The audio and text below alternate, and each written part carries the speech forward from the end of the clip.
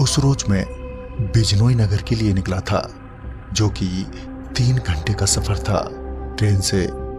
यूं तो मैं अकेला ही था, मगर ट्रेन में एक सज्जन से बातों बातों में पता चला कि वो बिजनोई नगर के ही बासिंदे हैं, जिस वजह से उनसे मेलजोल हो गया।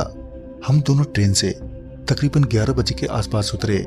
ट्रेन से उतरने के बाद अब हमें कोई स्थानीय सवारी लेनी थी बिजनोई नगर तक के लिए। वैसे तो स्टेशन के बाहर ढेरों सवारी थी, मगर उनमें से कोई भी डायरेक्ट सवारी नहीं थी जो हमें बिजनोई नगर तक पहुंचा देता। और सवारी बदल बदल के जाने का मतलब था कि हमें और भी ज्यादा देरी हो जाती। और ऊपर से ये भी पक्का नहीं था कि आगे से कोई दूसरी सवारी मिलेगी भी या नहीं।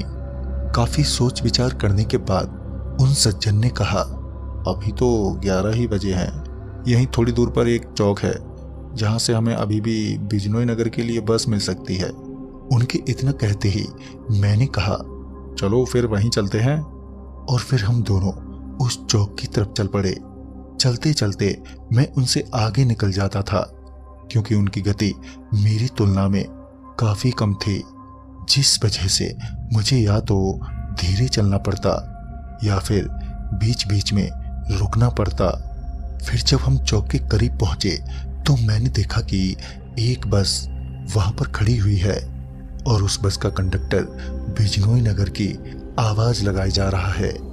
मैं बिजनोई नगर का नाम सुनते ही सरपट से उस बस की ओर भागा और जल्दी से बस में चढ़ गया। मेरे चढ़ते ही बस भी चल पड़ी। मैंने तुरंत ही बस ड्राइवर को आवाज लगाते हुए कहा, अरे भैया, अभी मेरे साथ एक सवारी और है, जरा उसको तो चढ़ा लो बस में। बस वाले ने मेरी बात सुनते ही बस रोक दी। मैं भी बस के गेट से झांकते हुए बस के पीछे देखने लगा, मगर वो सज्जन उस रास्ते पर दूर दूर तक कहीं पर भी नजर नहीं आ रहे थे, जिस वजह से मैं बस से नीचे उतर गया उन्हें देखने के लिए, मगर वो फिर भी कहीं नजर नहीं आए। अब तक 5 से 7 मिनट बीत चुके थे और बस वाला भी गुस्सा होने लगा था।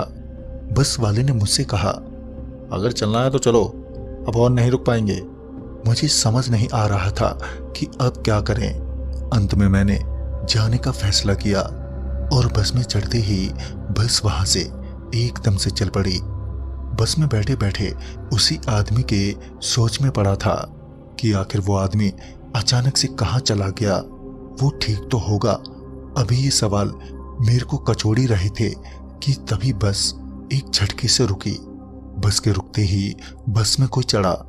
फिर जब मेरी नजर उस आदमी पर पड़ी तो मैं एकदम से अपनी सीट से उठ गया और बोला, अरे भाई साहब, आप कहाँ बीच में गायब हो गए थे? मैंने आपको कितना ढूंढा। मैं जहां उस सज्जन को वापस देखकर बेहद खुश था, तो वहीं वो सज्जन मेरे विपरीत था। मेरे को बड़ी हैरानी भरी नजरों से देखे जा रहा था, मानो वो मुझे जानते ही ना हो। मैंने उनसे कहा भी, क्या भाई साहब, आप मुझे इतनी जल्दी भूल गए? हम दोनों एक ही ट्रेन से तो उतरे थे बिजनोई नगर जाने के लिए। फिर जब मैंने उनका नाम बताया तो वो अपना नाम सुनकर और भी ज्यादा हैरान हो गए। मुझे समझ नहीं आ रहा था कि वो मुझे भला पहचान क्यों नहीं रहे हैं। खैर, जब मुझे लगा कि वो मुझसे डर रहे हैं तो मैंने भी चुप रहना ही ठीक समझा। तभी वो दूसरी सीट पर जाकर बैठ गए और मैं अपनी सीट पर। फिर जब बस बिजनोई नगर पहुंची तो मैं बस से उतर गया, मगर वो सज्जन बस में ही बैठे रहे, जबकि उन्हें भी बिजनोई नगर ही जाना था। जहां मैं बस से उतरने के बाद भी उसी सज्जन व्यक्ति के ही बारे में सोचे जा रहा था, तो वहीं वो व्यक्ति उस बस के साथ आगे बढ़ चुका था। खैर, रात तो काफी हो चुकी थी और अभी भी काफी रास्ता पैदल ही तय करना था। मैं अभी आगे बढ़ ही रहा था कि मुझे किसी के कदमों की आहट आई, जो कि मेरे पीछे से आ रही थी। और जब मैंने पीछे पलटकर देखा तो पाया कि कोई लड़खड़ाता हुआ चला आ रहा है, मगर वो अभी काफी दूर था, जिसकी वजह से ये साफ नहीं हो पा रहा था कि वो कौन है। मैं वहीं खड़ा होकर उसे ही देखने लगा। मैं अभी उसे देख ही रहा था कि तभी वो वहीं सड़क के बीचों बीच नीचे गिर पड़ा। मैं तुरंत ही उसकी मदद के लिए उसकी ओर दौड़ा और मैंने उसे अपना हाथ पकड़ाते हुए उठाया तो उसका चेहरा देखकर मेरे तो पसीने छूटने लगे। दरअसल वो कोई और नहीं बल्कि वो वही सज्जन थे जो मुझे ट्रेन में मिले थे और फिर बस में। वो मेरे को पहचानने से इनकार कर रहे थे, मगर मेरी ये बात समझ में नहीं आ रही थी कि आखिर ये यहाँ पर कैसे, वो भी ऐसी बुरी हालत में।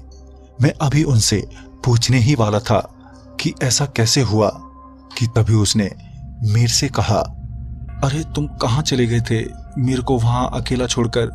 देखो मेरी क्या हालत हो गई है। इस पर मैं हैरानी भरी नजरों से उन्हें देखते हुए बोला, अरे क्या बात कर रहे हो, आप भी तो बस में ही चढ़े थे ना, और तो और बस में चढ़ते ही मुझे पहचानने से भी इनकार कर दिया था। इस पर उस आदमी ने कहा, अरे मैं तो बस में चढ़ा ही नहीं। उसकी बात सुनकर मेरा पूरा दिमाग अब तक चकरा गया था।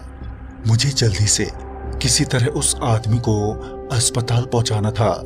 मैं अभी उस आदमी को सहारा देते हुए कुछ दूर चला ही था कि उसने एकदम से कसकर मेरा हाथ पकड़ लिया और पता नहीं कैसे वो मुझे बड़ी तेजी से घसीटता हुआ पीछे की ओर ले जाने लगा।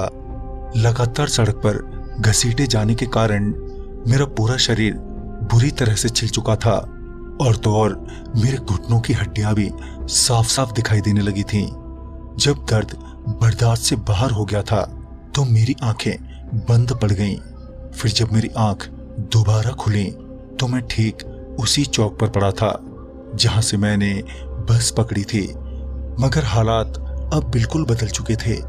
मैं सड़क पर औंधे मुंह पड़ा हुआ था और मैं अपनी जगह से जरा सा भी हिल तलक नहीं पा रहा था। मैं दर्द से चीखना चाहता था, मगर अब तक मेरी आवाज भी पूरी तरह से बैठ चुकी थी। तभी कोई पीछे से चलता हुआ मेरे सामने आया, मगर मैं अभी उसका चेहरा देख नहीं पा रहा था। फिर जब उसने मुझे पलटते हुए सीधा किया तब जाकर मेरी नजर उसके चेहरे पर पड़ी, जो बहुत ही भयानक थी। मगर अब मुझे डर नहीं लग रहा था क्योंकि मैं पहले से ही मरने की स्थिति में था।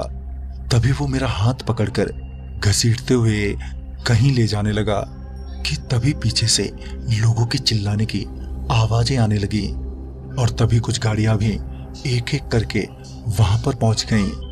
और फिर वहां अचानक पहुंचे लोगों के चलते उस शैतान ने मेरे को छोड़ दिया और वो सभी लोग मारो मारो चिल्लाते हुए उस शैतान की तरफ दौड़े और मैं वहीं पर सड़क पर बेसुध पड़ा रहा।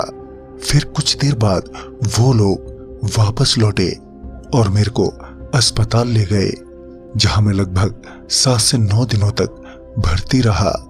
अस्पताल से छूटने के बाद एक रोज वही आदमी आया जो मेरे को उस शैतान के मुंह पर छोड़कर आया था, मगर उसकी हालत इतनी बुरी थी कि उसे देखकर ऐसा लग रहा था कि अब वो शायद ही ज्यादा दिनों तक जी पाएगा। मैं इससे पहले उससे कुछ कहता कि वो एकदम से फूट पड़ा और रोते हुए बोला, मुझे माफ करना, मैंने अपनी मुसीबत तुम्हारे सर मरने की कोशिश की।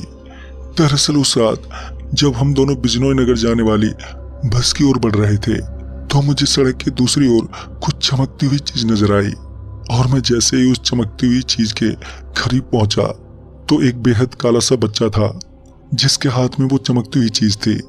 मुझे ऐसा लगा कि वो चीज जरूर बहुत कीमती होगी, जिस वजह से मैंने उस चीज को उस बच्चे के हाथों से छीनने की कोशिश की और छीना छानी में उस बच्चे को चोट लग गई और वो वहां से रोता हुआ चला गया और मैं भी उस चमकती हुई चीज को लेकर जैसे ही सड़क की तरफ पलटा, एक भयानक शैतान मेरे सामने आ खड़ा हुआ और उस शैतान को देखकर मेरी तो हालत ही खराब हो गई।